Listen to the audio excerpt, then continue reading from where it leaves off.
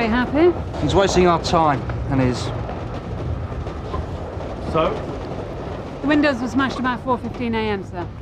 Anyone see anything? Well, the bloke upstairs heard the windows go, car pull away, didn't even get out of bed. Oh. Well, you better get on to the neighbours then. Come.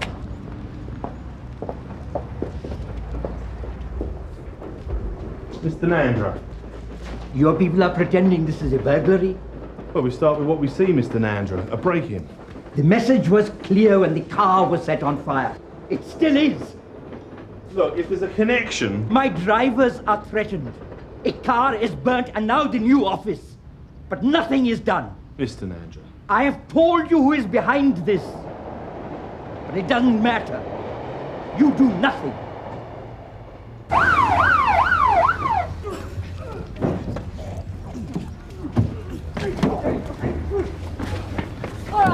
Maniac! That's enough! Enough! That's enough! Thanks, mate. Right. Someone going to tell us what's going on? I'm driving along, minding my own business. Wham! He's up my backside. You did an emergency stop for no reason. You knew I was going to go back into I do that you. all the time. I get out, he attacks me. What's he talking about? Listen, he smacked me in the face. I have a right to defend myself. Don't talk to me about rights! Hey. I'll get a breathalyzer on that one. Right. Let's start at the beginning, shall we? Action and protection, that's what we ask for, Mr. Conway. There is already a CID investigation into the burning of the minicab. The possibility of a racial motive. The certainty. And while you were weighing up the possibilities, what happens to Nandra's office? I didn't know about the office when I left home this morning, Mr. Rajpal. This is my first call. Nandra has been threatened. He was told that if he tried to expand his minicab business... It would have helped if he'd come straight to us with the information. Why? A car is burned. He tells you the black cabs want to close him down. You tell him how seriously you take it. Now his new premises are gutted. And we have every intention of finding the persons responsible. Why don't you just walk outside and hail a cab, Mr. Conway? He was trying to pick up fares at the Tube. That's illegal flying. A lie. That's a lie! Listen, that fare was booked by my office and I can prove it. You just give him a ring. And when I sent you packing, you smashed in the back of my cab, getting your own back, weren't you? You'll understand. Stick to your own kind. That minicab on Whitegate's estate last week? Yeah. The one that was torched? The one that was burnt? Yeah, the one that was burnt. That was my brother's.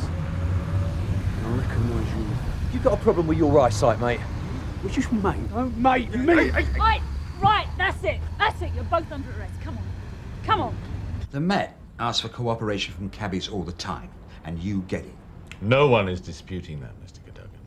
We got rules and regulations coming out of our ears. The state of our cabs, the hours we work, the fares we pick up, even the way we talk to people. There's always room for us to do something wrong. Room to get a caution, a fine, or lose our licenses. No more than the law asks. What's your attitude to minicabs? We don't have an attitude, Mr. Cadogan. They have laws to obey, and as long as they do. What laws are those? The fact that there are different regulations is not our decision. Our job is to implement them. Do you know how many of my mates have gone bust in the last 2 years? I understand that, Mr. Cadogan. Can you understand how many minicab drivers there are sitting outside pubs, clubs, cinemas, stations, working the streets, applying for hire, breaking the law? How many are driving without proper insurance, breaking the law? And we take action. I can't give you figures for prosecutions. Okay.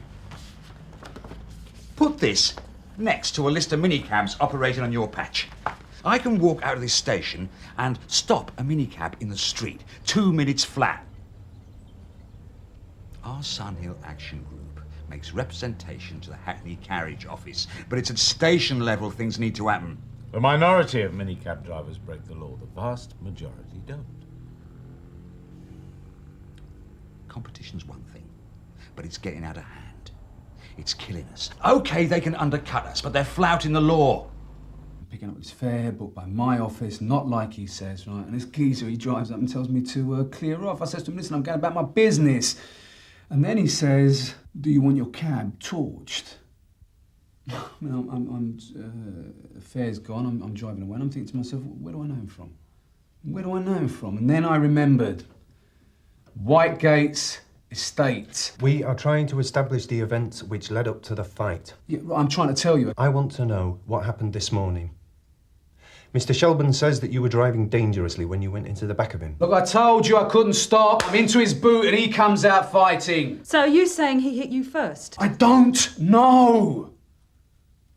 All I'm trying to tell you is he is one of the guys that set fire to my brother's car last week on Whitegate's estate.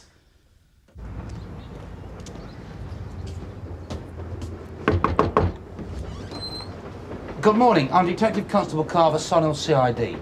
We're making inquiries into the break-in at the new minicab office, and I wonder...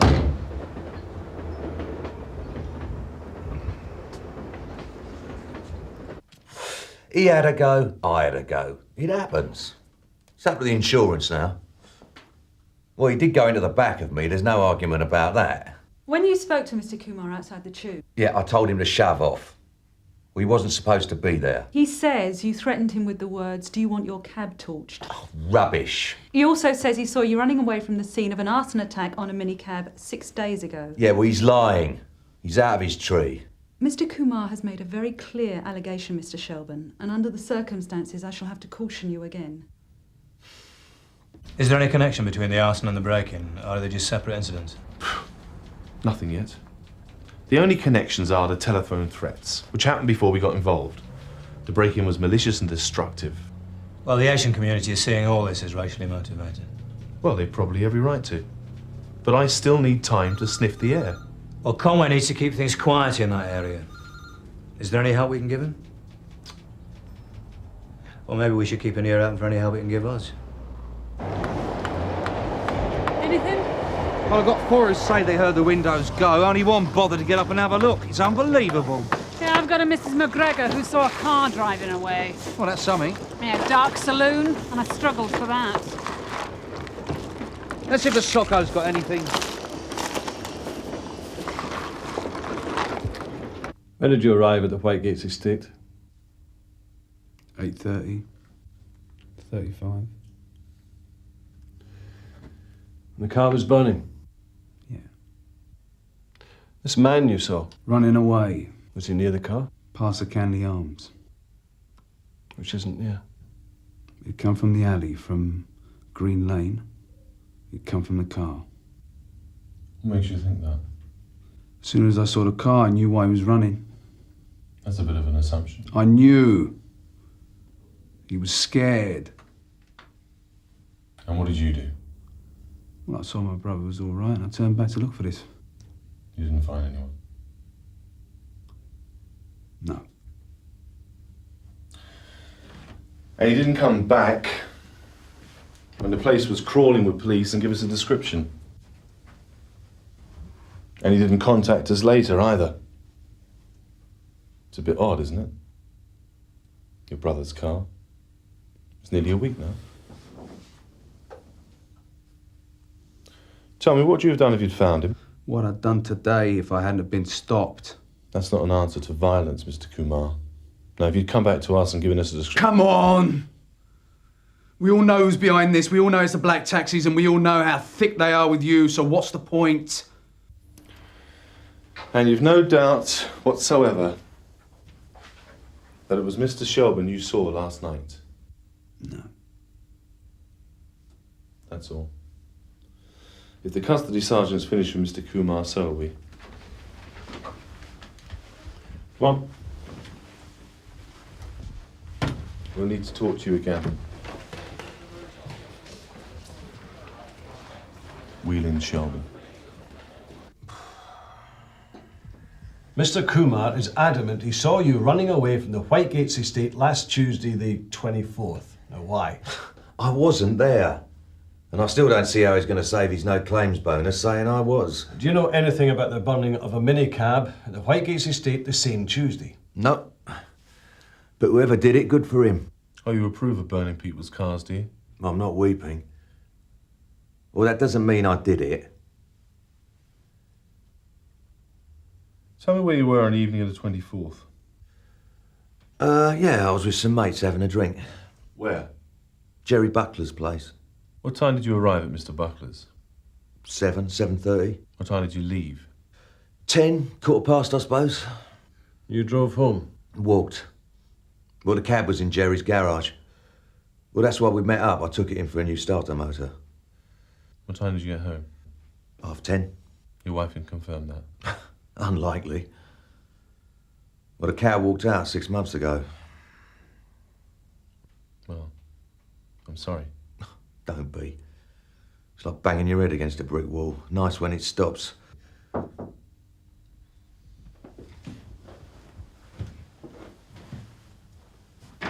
Interview suspended 10:26. Our coloured friends have got you lot running around in circles, haven't they? Sir, could you have a word with Jim Carver?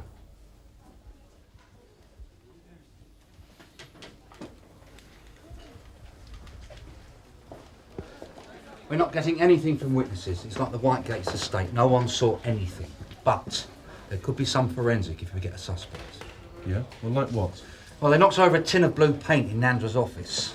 They left a couple of footprints, just bits. But the paint was clearly splashed about. It must have left its mark on shoes, trousers, whatever. Great. That's just what we need. Right, Alan, when you're ready. So, interview resumed. 10:28.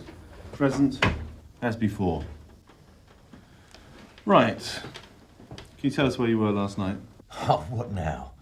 What happened to the 24th? Just answer the questions. I was at Jerry's again. Yeah, we had a bit of a session. I had a hangover to prove it. Should have brought it with me. So you were at Jerry Buckler's house? Yeah. What time did you get there? After the pub, midnight till 4, 5:30. Was anyone else there? Mates. The same mates that were with you on the 24th? A couple. So? Haven't you got any mates? Let's just get this right, shall we? While you and your mates were having a party, somebody broke in and wrecked the offices of Mahill Cars. I heard. And the week before, as you and your mates were tucking into the beer and twiglets, somebody set light to one of Nandra's cars. Is that what you expect me to believe? There's going to be chaos Monday night through till Wednesday. They'll never get Bridge Street resurfaced by then. And they say they will. Well, extra bodies for traffic. And minicabs, they could do with a kick. Applying for hire, pushing their luck. You know the spots. We're not looking for prosecution, just vehicle checks, licence, insurance. Warn them to keep to the rules. Could be provocative at the moment, sir. What? A CID are investigating some attacks on Asian minicab firms. It looks like there's a racial element to it. And I think Mr. Conway would be concerned about anything that was likely to raise the temperature. Well, I suppose we better hold off for the time being.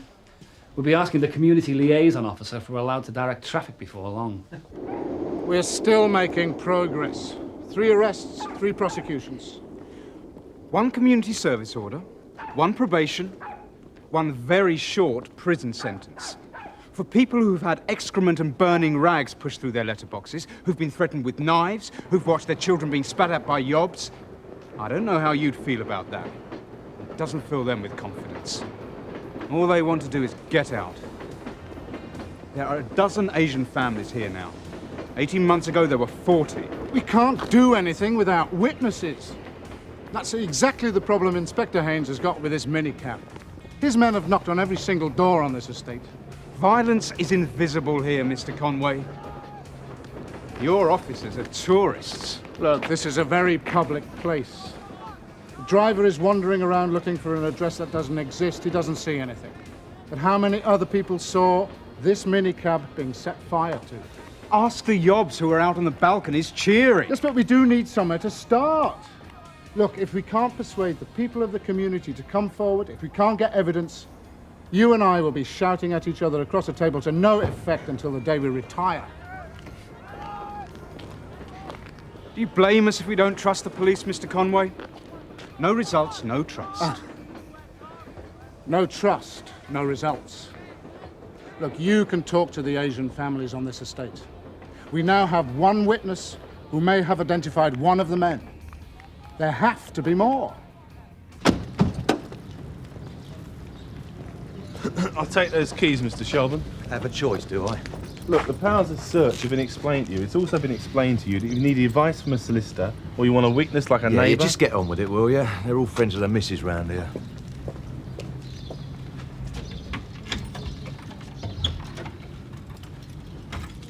Oh. Now. Well, I can see why you don't want to open these. You work for the Building Society in your spare time? Actually, I think I work for the Building Society all the time. You miss a month and they're never off your back, are they? Yeah, well, it's a long time since it was a month.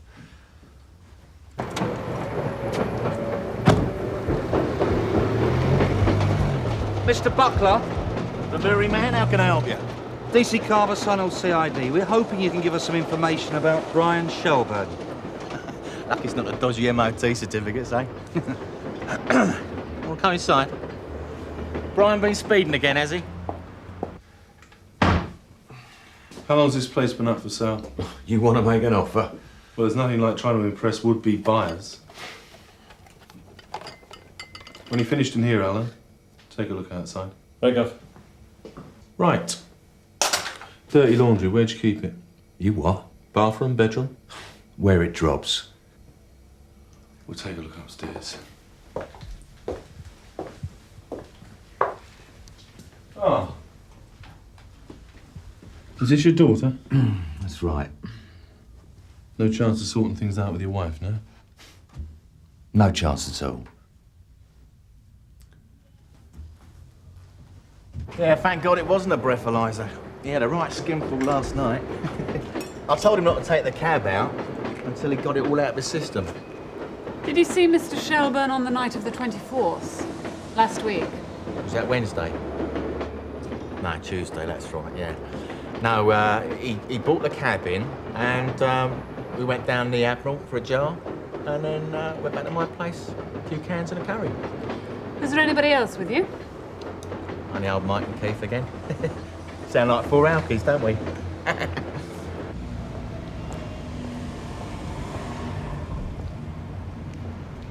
Applying for hire, Derek. Eh? Minicabs.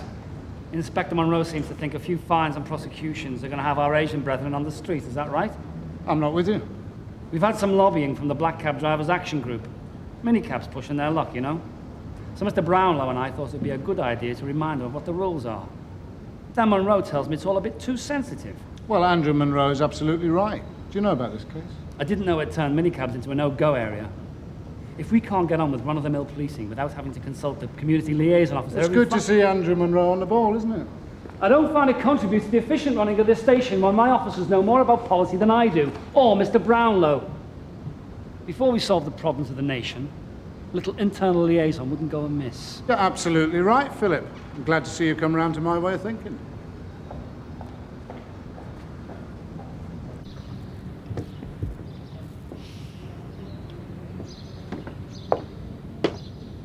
Can I close the door? In a moment, Mr. Shaw. I told you, you're wasting your time. In here, Gov. Look at this. Stuffed inside a cardboard box. Oh dear, oh dear. Are these yours, Mr. Shelburne? Look, I don't know what you're trying to do. I want to see a solicitor. Buckler, Dunstan and Mabbott, they all come through, they all corroborate. And you believe them? There's no real reason why we shouldn't. But you don't. Buckler had it all prepared. A laugh and the joke all in the right place. Not enough surprise. The other two weren't quite so confident. Their stories sounded too much like Buckler's. Same words. Any news in the paint? Yeah, it's turned out to be very popular. It's on special offer all over Sun Hill. So forensics might not be able to be as specific as they thought. Great. Pearce and Lyons are giving Whitegates another house to house. Again. Conway reckons we might get a better response, especially from the Asian community. So if you two don't mind, get yourselves down there. Gov? And you and I will see what a bit of reflection has done for Brian Shelburne.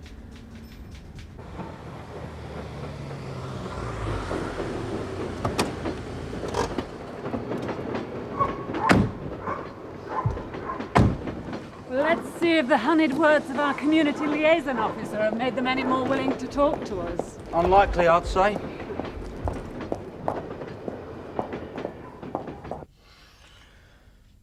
Where were you between the hours of 3 and 4 this morning? I've told you where I was, who I was with. Jerry Buckler's. I was with him at his house. You see, when Mr. Nandra's place was smashed up, a load of blue paint had been chucked all over the place. Really? Yes. Now, you were present during a search of your house this morning when some overalls were found in your garage. The legs had been splashed with blue paint. Now, a forensic examination of the paint on the overalls and the paint in Mr. Nandra's office will enable us to make a very accurate comparison. So there's paint on my overalls. Big deal. Do you always use Buckler's garage? Well, he's a mate. Well, anyway, it's his cab. Oh. Not yours?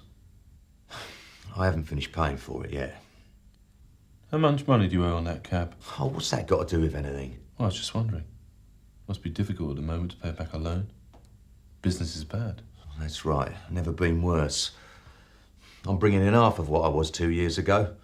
I've got a mortgage I can't pay, a new cab I shouldn't have bought, and no wife except to pay maintenance to.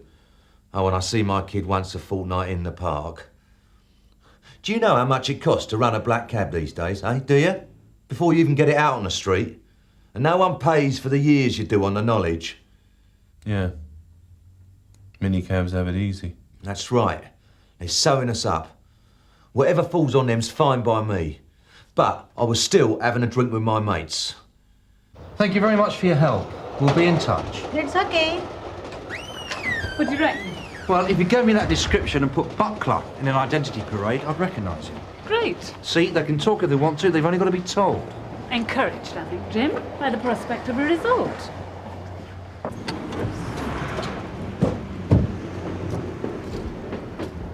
Sorry, mate, we're closed for lunch. Jerry Buckler. Oh, let me guess, Sunhill Police. What's Brian done now, then? I'm Detective Inspector Harry Haines. I'm arresting you in connection with an arson attack on a car at the Whitegate estate last Tuesday. You don't have to say anything unless you wish to do so. Anything you say may be given in evidence. This is a joke, isn't it? Yeah, if you like. Now, do you mind stepping out of the car? The duty solicitor should be here in about an hour. Everything I've had is gone. That's someone's fault. They shouldn't be over here. Everyone knows that. Brigade just arriving. We're on the scene. Give you an update as soon as possible.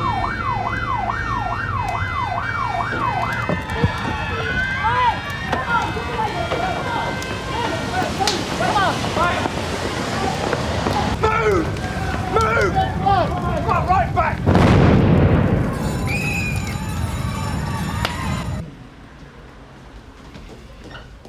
Bad news about the taxi wars, Derek. Thought you must have heard. Here to the community ground. Yes, Philip. Black cab burning in Ascot Road. Looks like a tit for tat. Just when you thought it was safe to go back in the water.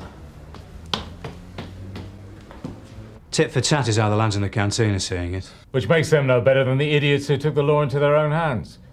Didn't they realise there were children about? We're bringing Kuma and his brother in for torching the taxi. So we're going to be facing another wall of silence. And even harder to break through this time. So the Asian community got the result they wanted. Shelburne and his mates will be going down for the cab and for trashing the office. These cab drivers. You've only got to go back to the 60s to realise they were quite capable of knocking 7 bells out of each other before anybody thought of a racial angle. The age of innocence.